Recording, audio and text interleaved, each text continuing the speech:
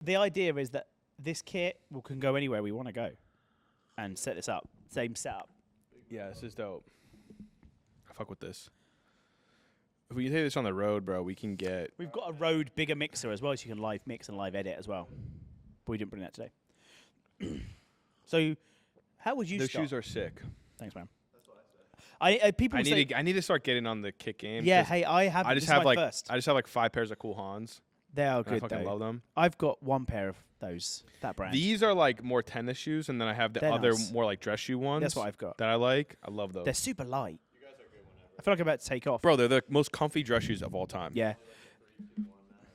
Well, I think Michael just wants to start and get in the groove. I think, yeah, I mean, we can definitely do a more formal. How have you done the previous ones? No, well, it's just like this can be whatever you want it to be. Yeah. I mean, I like just shooting the shit, man. I think we just shoot the shit, but we just talk about what you're working on, and what 100%. we do. But I'm getting in the kit game as well. This is my first entry into it. Yeah. Those? Yeah. Dude, Yeah. those are a good first pair. Yeah. I was on.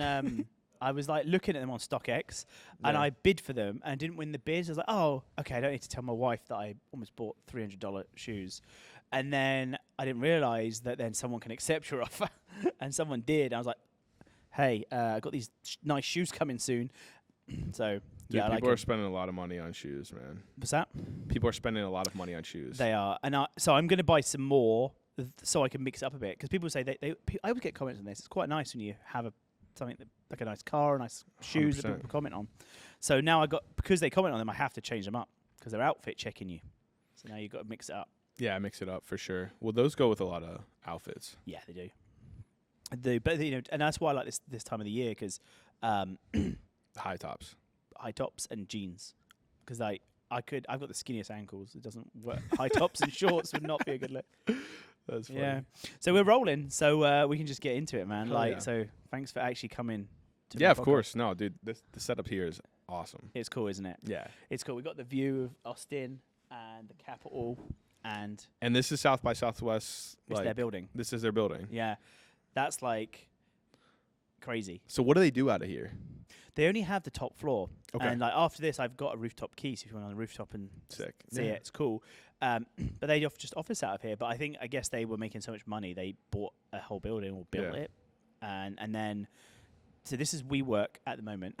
This is a part. Dude, of which is wild because they just literally filed bankruptcy. well, this is why we got this floor. There's no one in this floor. There's It's no one. closed, and It's crazy. this WeWork will close. So self. This one is the ones that This is one of the ones that's going to close. really. Mhm. Yeah, dude. What do you think of the whole WeWork situation? Dude, I can't believe that like the founders got off completely scot free, and like it's just He able made to- $1 billion. Yeah, right, and And now the company's bankrupt. yeah, and I don't think it was because he left. It was because of the way they fudged the numbers, and then the big investors that pulled out. They just took on too much debt, man. They took on way too much real estate. Mm-hmm. Like way too much. They have like I don't know how many locations in New York, man. They had one on like every block. It was insane. And It's premium real estate as well. dude, it's crazy. And like I've been in co-working since 2016, 2015. Mm-hmm. I've been in hundreds of co-working spaces. Yeah. And I saw the whole thing happening. Like that was right when it started popping off. And back when I was starting the company, we were doing events, and we were doing that mostly co-working spaces. And they loved us because we were just bringing in entrepreneurs and their ideal audience into the co-working spaces. But I saw WeWork, I could see it just like becoming this thing. I'm like, this isn't like possible. Like there's too many locations to fill. There's not enough people. And they kind of created this industry. Mm-hmm. And then you had Industrious, Spaces, and all these other companies getting into it. Yeah. So they were like, we're just going to grow the fastest and take on the most. And then that way we take up all the room. So then there's no more market for anyone else to get if we have all the Well, before that, there locations. was Regis. Like, I had office space at Regis in the UK, and we had little offices and stuff, and they were terrible. So Regis They have was, Spaces now. they were the first ones, yes. So they still have both brands. Yeah, they do. So, and it's owned by IWG, which is already a publicly traded company on the London Stock Exchange. Yeah. And they So they basically started the co-working brand Spaces. They were our first partners. I did events at a Spaces in Pittsburgh. They were like, you need to do these at all of our locations. So they introduced me to the New York location. I went there and did my first event in New York at a Spaces. Yeah. And that's when I started meeting all of my like event partners and stuff. And that's when it really started taking off, was when I got to New York. And then we did a bunch at different WeWorks in New York and WeWorks in Philadelphia and all over the place. But yeah, it was when WeWork was going public and they finally had to put their financials out. Yeah. What happened was IWG had, I think, 3 or like 4 times the amount of revenue that WeWork had. But IWG was a publicly traded company valued at like whatever, like 6 or 7 billion. And then WeWork's trying to go public at like 50. And everyone's like, this makes no sense. It's directly comparable, isn't it? Like, yeah, it's like, and they've been in it for much longer. So they had 3 times the revenue, but 1/10 of the valuation. So the whole thing just like blew up. There's talk about Adam potentially buying it back. Oh, really? I mean, he's got bread. The change. And he raised $400 million for his new company, Flow. What is the new thing? Yeah, what is it? No one really knows yet. Oh, but all that the information you can find is basically he bought, with all his money that he's made, he bought like 3,000 units in like a few different markets, rental units. Yeah. And basically he's building software to manage all of those units. Okay. So he's his own first customer, which, again, it's like the same stuff he did with WeWork. Yeah. He's basically making money on both sides of the table, exactly. dude. It's insane. And Andreessen's like, here's $350 million. But it's not going to be office space. It's going to be something else. It's not going to be office space. He's going to do residential. Oh, really? He owns like, I don't know, it's like 3,000 or 6,000 units, some thousands of units. And then he's building this software, this like real estate management software, where he can manage all of the units, payments, all of that stuff through the app and through the platform. And so it's kind of more like a property management software, I guess. Yeah. But basically he's going to be his own first customer. Yeah. He's going to implement it in all of his units, and they're going to go to all the big rental real estate companies and be like, hey, we have this software. It streamlines and automates all your, you can manage all your units and everything through this. So it'll be interesting. Yeah. Like, obviously. But yeah, man, I don't know. I don't know what's going to happen with WeWork. I think they have a great brand. Yeah. They like messed up a lot. I always viewed WeWork as like our biggest long-term competitor, because like they went real estate first and they were trying to build an app, and like we went like events and like app first. Yeah. And then I wanted to get into physical spaces. I like that you see it that way. But for us, the way that I looked at it was like, okay, we can build this new, cool, modern, professional network, right? That's centered around community and events. Well, we build that like digitally first. And build out all the tech, the platform and everything, and do events in person in other people's spaces. Yeah. Right? We get our markets, we have our users already, right? And then we can roll out our own physical locations. We already have premium users. We already have partners and sponsors. And then we build out these spaces, and we don't need many. I only want to have like this one location in Austin, one location in New York, one location in Miami. So would you see one location like a members club? Would it be like more like Soho House or something? Kind of, but not really. I mean, I like the co-working vibe. I think events, content creation is what it needs to be. I think having like the vision would be ground level cafe, open to the public. That's what Capital One have been doing as well, haven't they? Right. And yeah, I mean, I'd want to put a Capital One. Like, ideally, it's like, hey, you're just our partner. Throw a fucking Capital One. Yeah. On the ground floor. In the UK, right? They're paying us I've rent. I've seen hotels doing it as well. They're like paying using space. But Capital One would pay us rent. Yeah. Right. And they're a banking partner for the space. Right. Everything can be done through sponsorships. Yeah. You have the Fidelity floor. You have a law firm floor. You have whatever. Like, that floor is just branded whatever company. And then once their sponsorship contract's up, swap it out. All the TVs, we swap them with a different sponsor, right? A different partner. We run ads throughout the whole space all the time with different partners and stuff. And, but yeah, so it'd be like cafe, open to the public. Yeah. Then if you are a member, right, you got access to the co-working space level. You got access to all of our events. You get access to the content studios, right? You get access to all of the stuff, plus the app software. Yeah, the and software all of gives that you all stuff. of the tools you need to run a modern business, and then the locations give you the hardware that a modern business needs to do content or whatever. Virgin in the UK, you know about my contacts with Virgin, but Virgin Money or Virgin Bank in the UK did that with their locations, where if you were a customer, they had like a little members area you could go into, and like kind of similar, right? Like if you're a member, you get these little working spaces, and they were really useful to me as an entrepreneur traveling around in the UK. Like, as I knew where the Virgin places were that I could just go and get freshened up, get some drink and stuff. It was like a members lounge. 100%. Cool. But yeah, I don't think there's different ways about acquiring the real estate too, because you can also have relationships like with like CBRE and like these other places. Like, hey, be our real estate partner, right? Well, there's a massive loads of empty spaces, and there's massive loads of empty space. So it's like they're not doing anything with the space anyway. Yeah. Right. Let us use the space. Right, let us host events there with entrepreneurs that are also your clients anyway, which you're trying to meet. Do you know what I mean? So there's a ton of win-win scenarios that you can like work out, where instead of getting into debt and massive leases, expensive real estate leases and all this stuff, like you can build it up so much more sustainable, like a real business. And you can WeWork wasn't making any money from any of the events that they were doing. No. Right? So we can turn that into a whole massive business in of itself, just the events side of things. Do you think that's because you think you've got that potential because the world has changed so much and people are more atomized at home and working at home and want to get back into community, and now these offices don't exist for them to go to? I think, yeah. I mean, I think that there's definitely a lot of people that are opting to work more from home.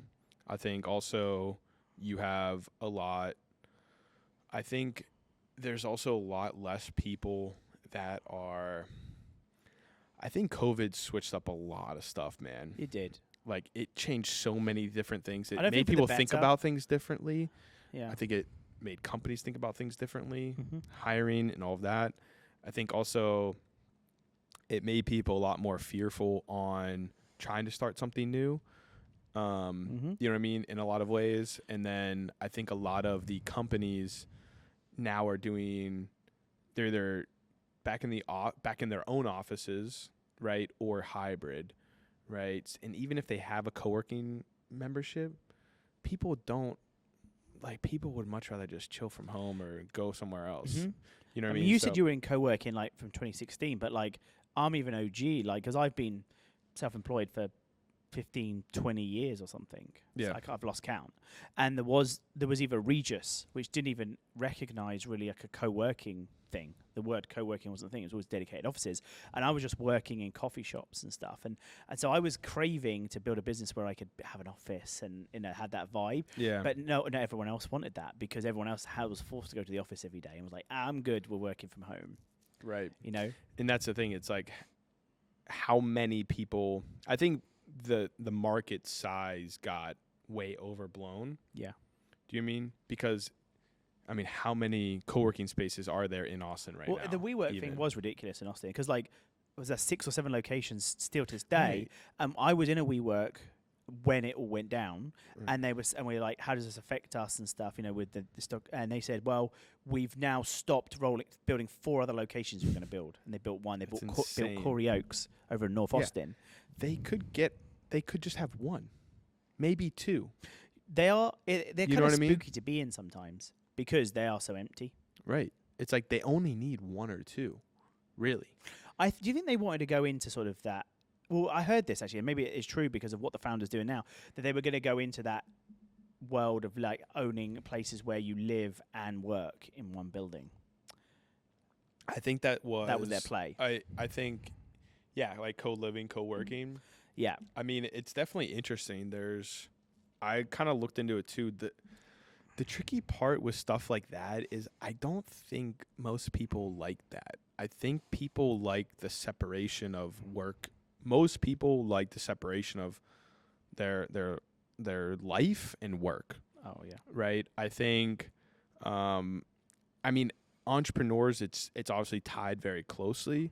At the same time, I will work from home a couple days a week, but I need to get out. Like I noticed that if I'm just at my place working all day and I haven't left or whatever, I am not as productive and happy like at the end of the day.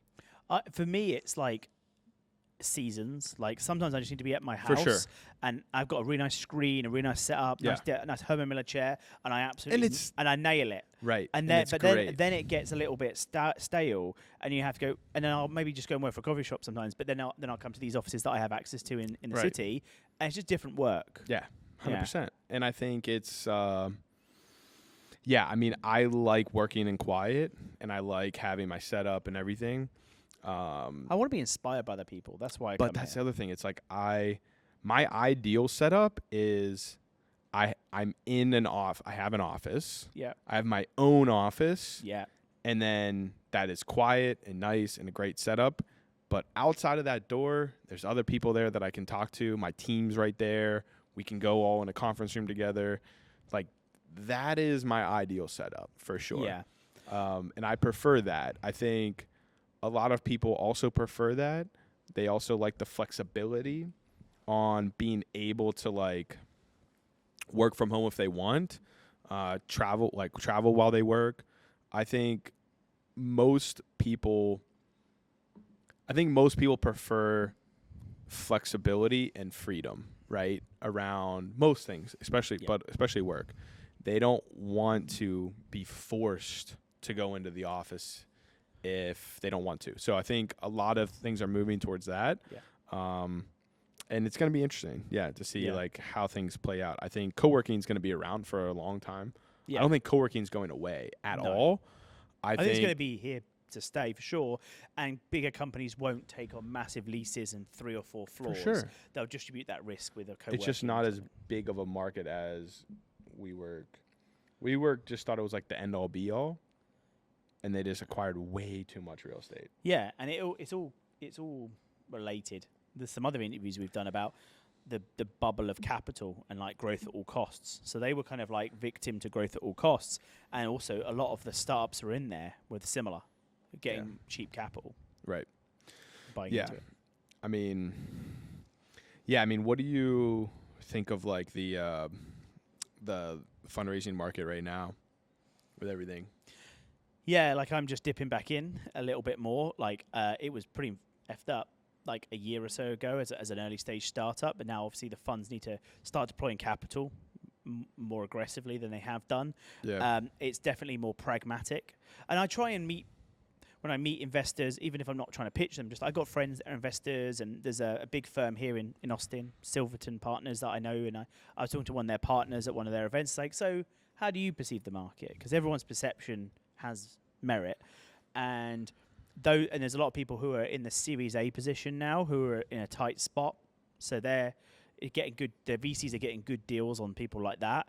But now we're getting back to a bit more normality. So the thing I like about it is now these people who did get slightly easier capital are realizing what it really takes to build a company. It's For like, sure. welcome to the real fucking world, right? And and how hard it is. So we're trying to build companies that actually have value rather than just some random little app that doesn't do anything, you know? Right. And people, investors are now looking for profitability, not profitability necessarily, but sort of a route to market, revenue stream, active 100%. customers, more sticky, where before it'd be like just grow. Right. Yeah. So I think it's coming back to a place that I would feel more comfortable with and enjoy it a bit more. Yeah, I mean, I think. Yeah, I think things are resetting a lot. I think, like we've been in this like spot where, we raised seed. We're like going to, raise Series A. I was trying to raise it this year, but it's just like it's at the point where I can either basically try to pitch 1 million investors and spend all my time trying to fundraise, And that is part of the game, unfortunately. or I can just focus on building a business. Yeah. And making money, sales, revenue, getting profitable. And that's basically what like my whole focus is now. So we should be close to profitable before the end of the year. And then next year, like Q1, Q2, I think will be pretty good. Because now we're focusing on like subscriptions. We bringing back the events. We're going to start building out some bigger stuff there. But yeah, I mean, raising a Series A, it's like most of them want you over 500K ARR for at what least. Round? For A? For an A. I would have at said that least would have been seed. Well, it depends. I mean, your business is slightly different, but it depends because we're a little bit more consumer than most. My B2B software, it's like a minimum of $1 million. Minimum. It's for a Series A, yes. If you're a straight B2B play, yeah. Or the big thing that most investors I've noticed, it's just the growth trajectory. Yeah. Right? If you're growing like 20, 30% month over month and it's consistent and you have like the game plan and everything's like, it's like, hey, we have this, everything's working smoothly. Like everything's working smoothly and it's a repeatable process and it just needs more capital to like scale it up. Yeah. Then yeah.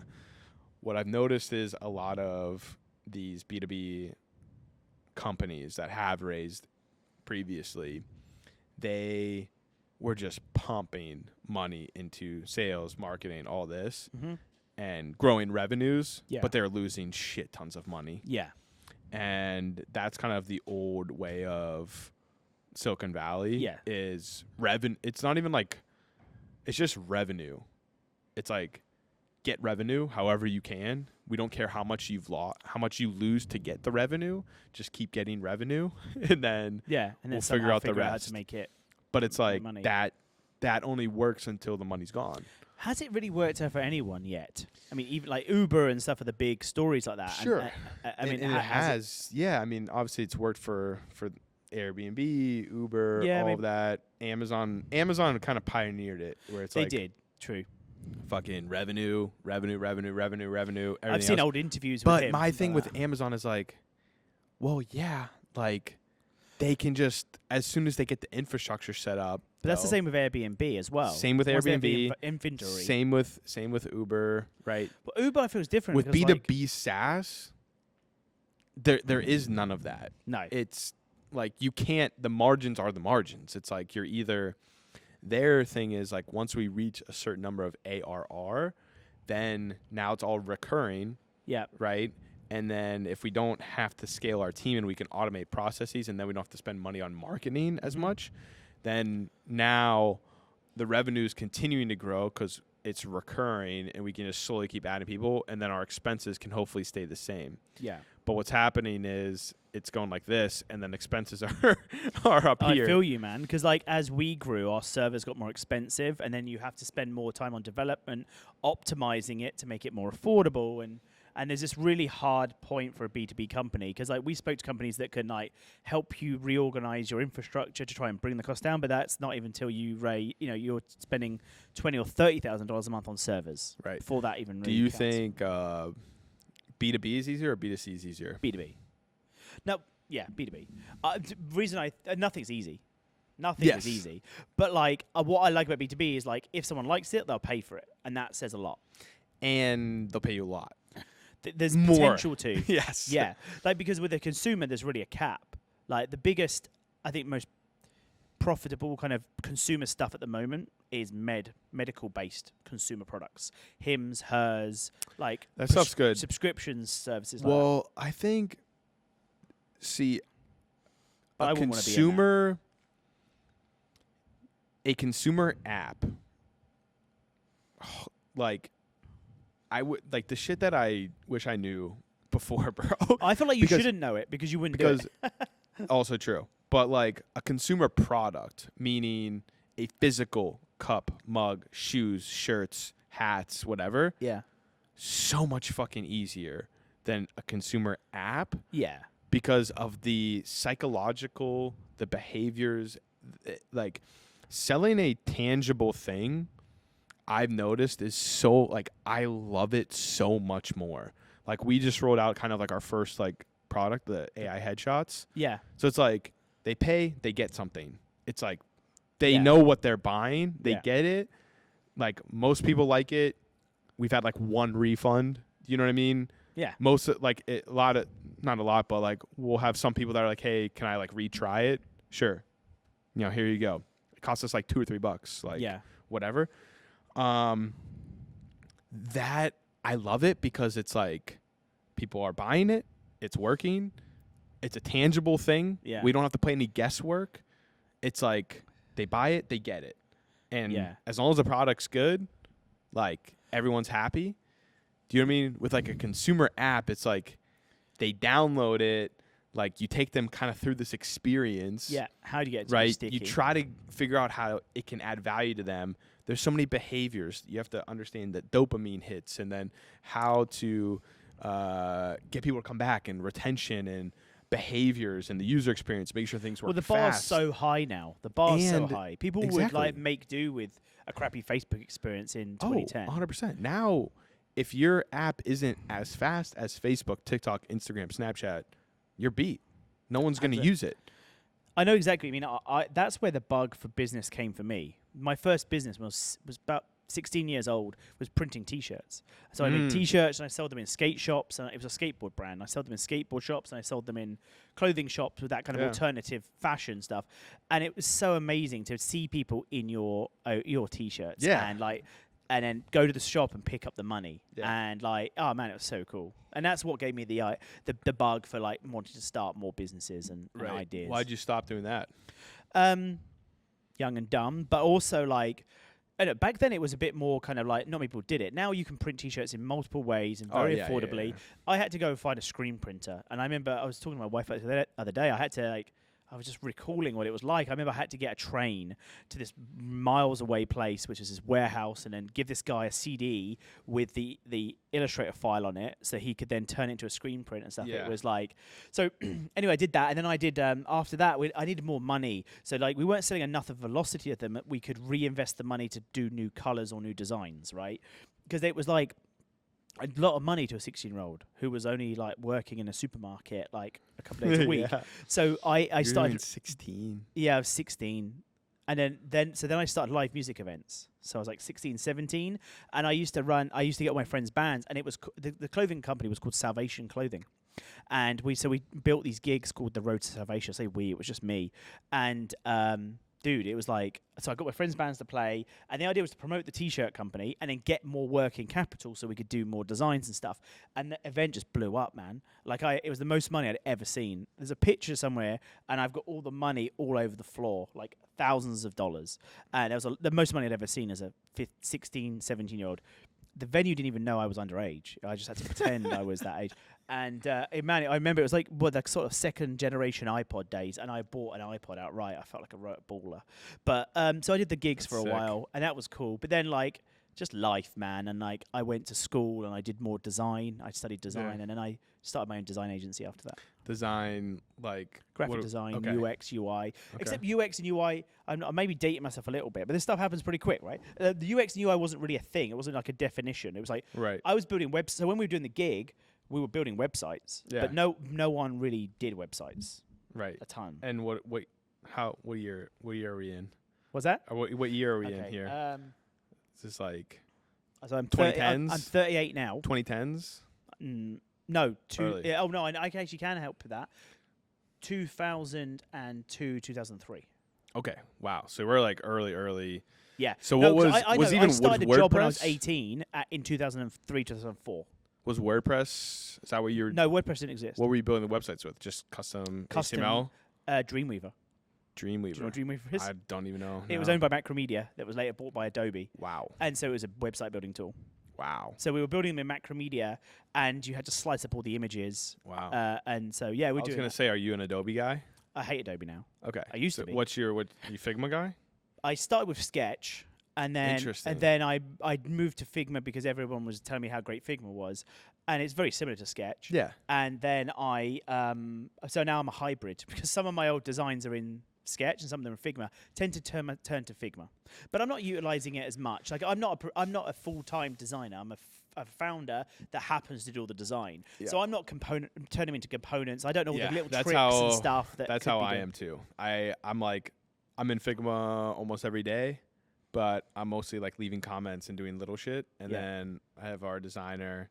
Like now our Figmas, I think we have a very organized, like everything's component. We have a whole design system built out. Like we have different files for different sections of the app. We have different pages for different sections. Like everything's built out like very robust, and it's like very scalable and everything now. It took us a long time to get there. Yeah. And a lot when of work. I first started building websites professionally, so that was like all play. I saw that, and that's the thing about entrepreneurship.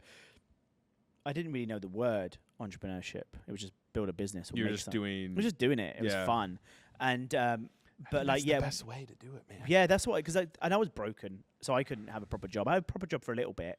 So about that time, so I was like I said, I stopped doing the live music events when I was 18, and then I did normal jobs for a little bit, and I went and worked for Sony Ericsson. Do you know what that is? Do I predate you on that? Sounds familiar. So it was when Sony and Ericsson worked together and had a cell phone company. So I worked for Sony Ericsson in their marketing. Oh, I thought it was a person. No, it's a phone brand. And so I was like, man, I freaking hate this. I want to just be an entrepreneur. I just want to own a business. So I started doing like web development and logo development. And I originally started trying to do the idea. I was in affiliate marketing in the early days, and so I was the guy that built the sites for the affiliates. Interesting. And it was a ball of time because like that was basically when people were getting paid, and like we were being invited to because I was in the cell phone world, like we were being invited and being given free cell phones and stuff as affiliates. That's sick. And then, but then I just started getting more work building websites for other people, and I just got really good at building e-commerce sites, and we were using Magento back then. Yeah. I think there's so many entrepreneurs that I know that got started, myself included.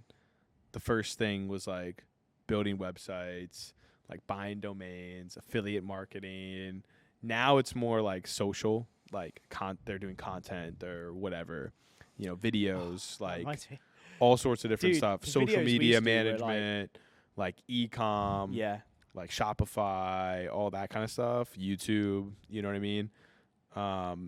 But as soon as you get that itch, like as soon as you get like that taste, you make something on your own, make a little money on your own. It's like, damn. And obviously money is a material thing that really demonstrates that, and you can buy an iPod, right? But dude, it was something amazing about because it was all physical for me. It was the T-shirts, it was the flyers we were printing, and it was seeing. It was amazing. I remember people seeing people on my T-shirts and stuff, and that never goes away for me. It's like you create something from scratch. And then when I had it with Array. Someone once told me, I was talking to someone, I'd never met him before, and I said, oh, I do this type of thing. It's like, oh, yeah, we use an app like that at my work. It's this. It's like, that is my company. That's my app. And that was the sickest feeling ever. Dude, I love that. I love, like, what's great, like, I've never had that really because we don't have necessarily, like, a physical product or anything like that. But it was an app. There's so many people. Well, yeah, your app. I'm saying more of the T-shirt stuff. But, like, for me, it's more like, yeah, we met at one of your events, or I met this person at your event, or like that kind of stuff. Like, that's awesome. When people are like, yo, I went to your event, and I met this person, or like, I found this, helpful at the event, or whatever. I bet there's actually so many secret stories of Entre, which is going to be the marriages you create and the business partnerships that come out of Entre. It's going to be pretty special. Yeah, dude, it's wild. And then there's always people who like have the app already that I meet. And like even when I was out in like LA at SoFi with David Meltzer, there was a dude there. He's like, dude, I've had your app for like a year and like all this stuff. So it's like, it's cool, man. That's cool. It's like that kind of stuff is awesome. How did that thing with Meltzer go then? You were in that stadium.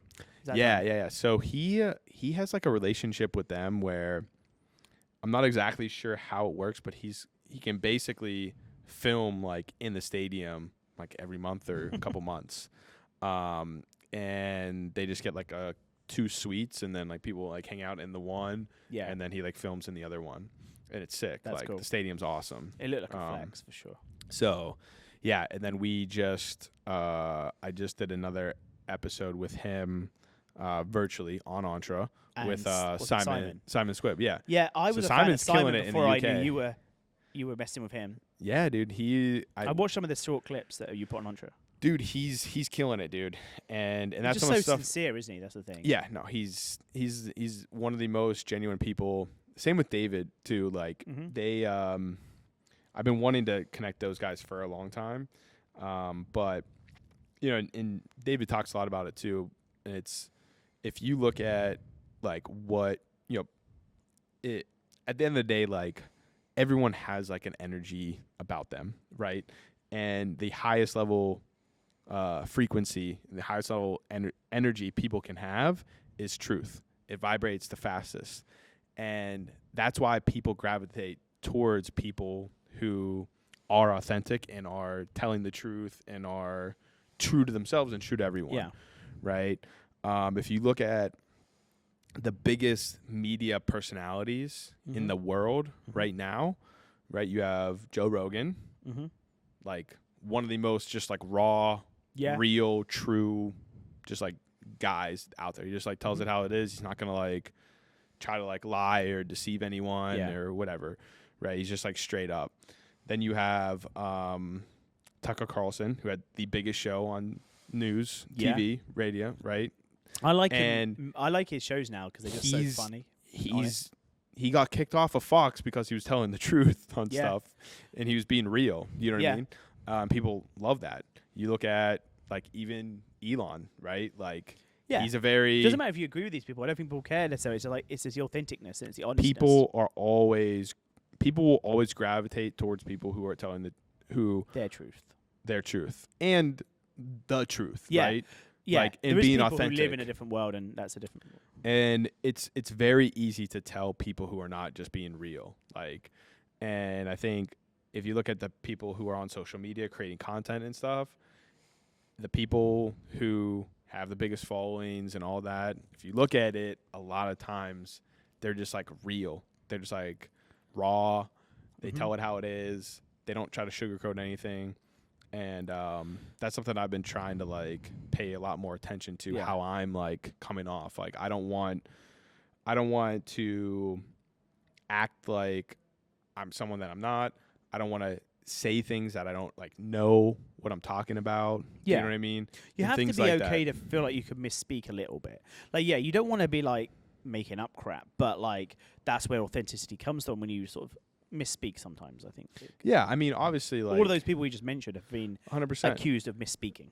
Of course. I mean, I think there's a lot of things too that I would say are more opinions, right, than like misspeak, right? It's like they're giving their opinion on things that, you know, might not, like they could just be sharing something that they think is advice, how they would like approach something or whatever, and ends up not like that thing ends up not like becoming what they thought it was. Like someone saying like WeWork's the next whatever company, and then like they thought that was true. Yeah, you know what I mean? But ends up no. Yeah.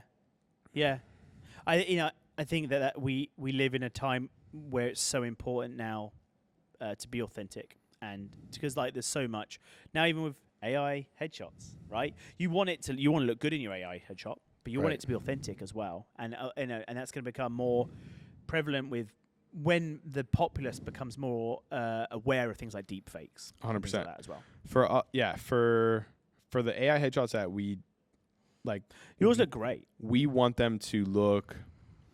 It's you, right? Everything about it is. When I first saw your one, it just looked like you. But everything about it is you. It's just you don't have to do the photo shoot in person, spend much time. You just can upload pictures, and then we recreate photos of you right in that. It's not. We're not trying to make you TikTok look ones different. With the super like makeup over the top. Right. I do that because you can put your hand over and see the difference. Exactly. We want them to be basically like hyper realistic. Yeah, they do look great. Right. We don't want them to look like AI. We don't like them to look like avatars and stuff like that.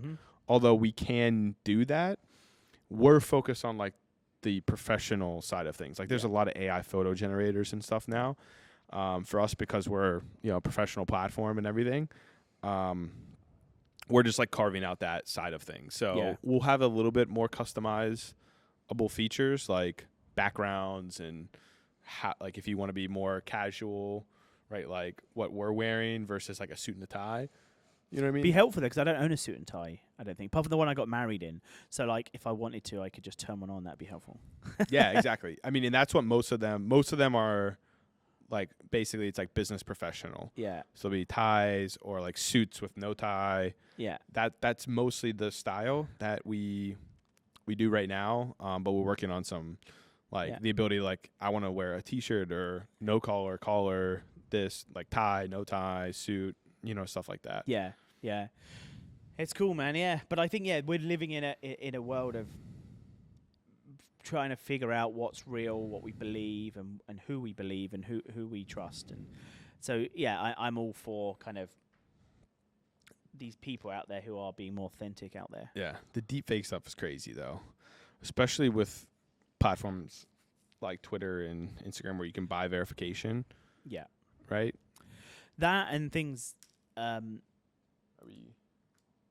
You're good. Your one's still good. Yeah, I figured we could. Yeah, we're how much time? We're over, but that's just because for you. Okay.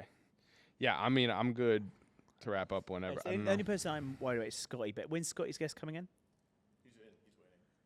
Oh shoot. Okay, we'll wrap up. Yeah. Okay. Let me just remember what we said. We'll just say one more thing. The deep fake thing. So. Well, no, I just want to say about that. Yeah, you're saying like with people creating these deepfakes, and I think there's also technological improvements within Unreal Engine as well to create 3-dimensional environments to put these things into as well. So like it's going to get way crazier than it is now. Yeah, and then VR with all the Oculus stuff. Yep. It's going to be wild, man. It's going to be wild. Look, we can keep talking, and we will. Yeah. But like, we're going to say goodbye there. Yeah. Man, thanks so much for being here. here. No, this was great, man. Thanks for having me on. Thanks, man. Cheers, bud. Cheers. Bye.